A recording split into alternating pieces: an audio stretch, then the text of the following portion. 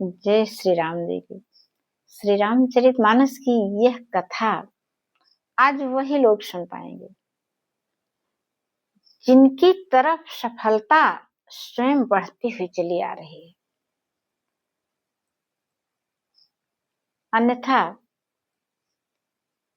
जिनको अभी भटकना है वे यहाँ तो नहीं ही रुकेंगे, अभी उनका यहाँ मन ही नहीं लगेगा। बिल्कुल सही आप सुन रहे हैं। चलिए शुरू करते हैं बिना एक पल गंवाए हुए, क्योंकि आपका समय बहुत कीमती है। हर चीज वापस आएगी लेकिन समय नहीं आएगा वापस। बेशकीमती समय को बिना गंवाए हुए शुरू करते हैं वह कथा जो आपके जीवन को पूरी तरह से बदल करके रख देगी। जिस कथा से आप जीवन में हारना भूल जाएंगे, सिर्फ और सिर्फ आपके सामने होगी आपकी जीत।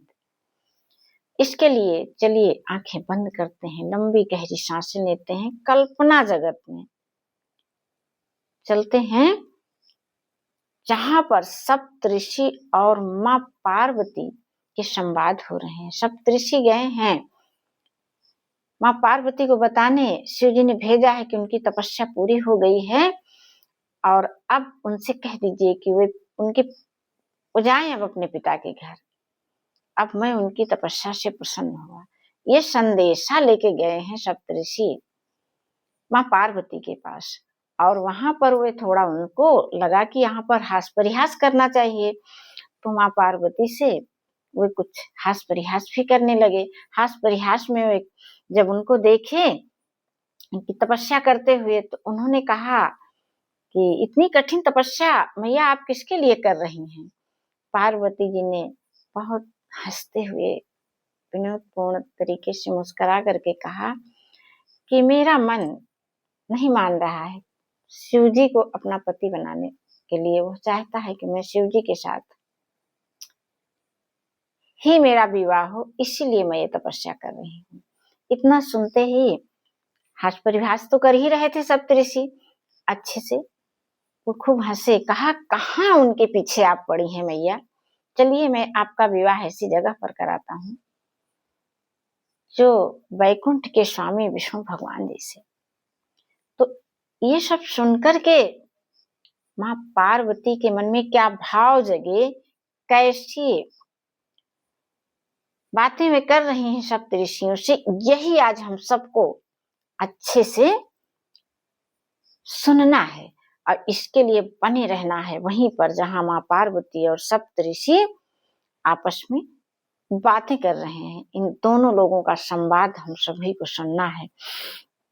अब क्या कह रही हैं, जब उन्होंने बताया कि अरे कहाँ शिव जी के लिए आप परेशान हो रही हैं, आपको मैं जो है एक अच्छे वर से मिलाता हूँ जहां पर सब प्रकार का सुख है। तो मैया ने क्या कहा, जो तुम मिलते प्रथम मुनीषा, सुनती सिख तुम्हारे धरि शीशा। अब मैं जन्म शंभु हित हारा, को गुण दूषण करे विचारा।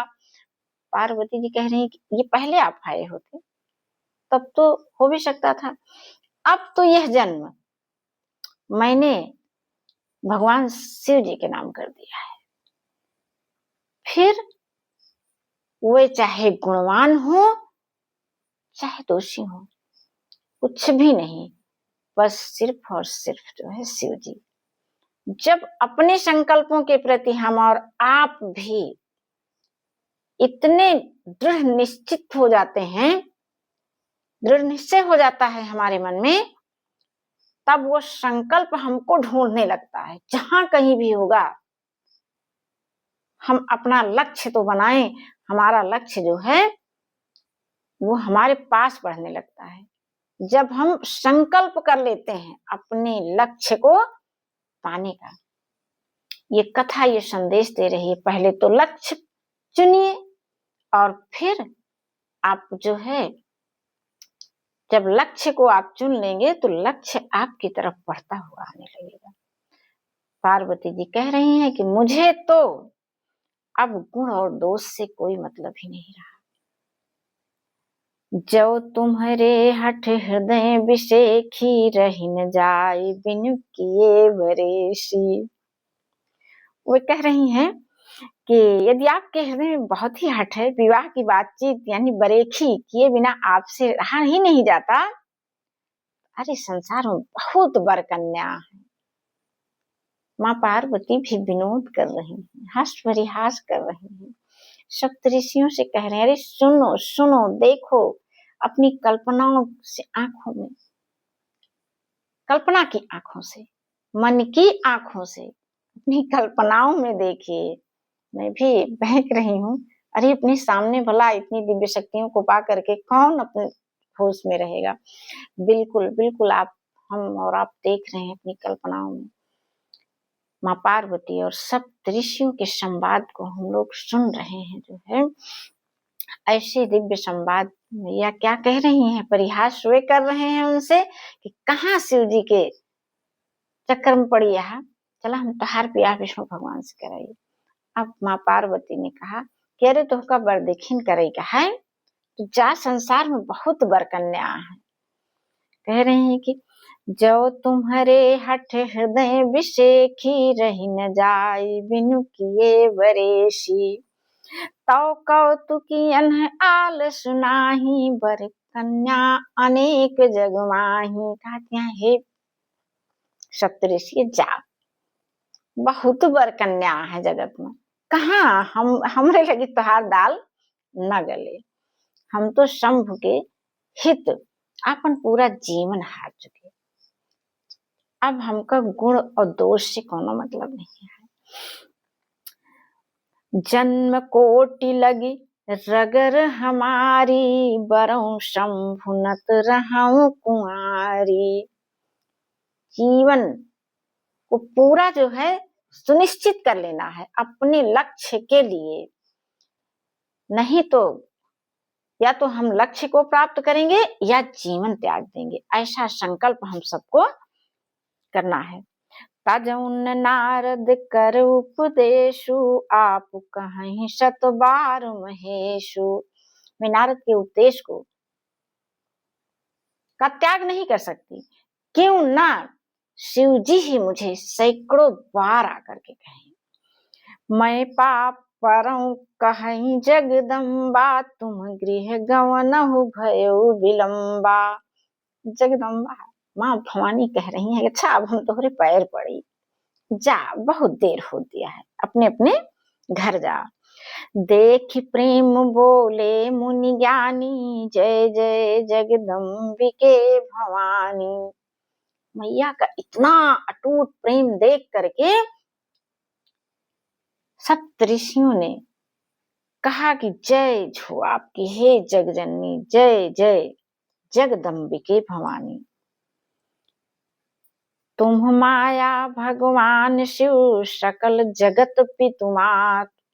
नाई चरण सिर मुनि चले पुनि पुनि हर्षत गात। मैया के दर्शन जो करके जा रहे हैं सप्तऋषि हर्ष में। अरे आज तो हम भी परम सौभाग्यशाली जो माँ पार्वती और सप्तऋषियों के इतने हास परिहास और लक्ष्यों को पूरा कराने वाले संवाद को हमने अपनी आंखों से, मन की आंखों से देखा, अपने मानस पटल पर देखिए तो अब भी इसका चित्र भी बना हुआ है। मैया ने कैसे हास परिहास करके उनको उनके घर भेजा।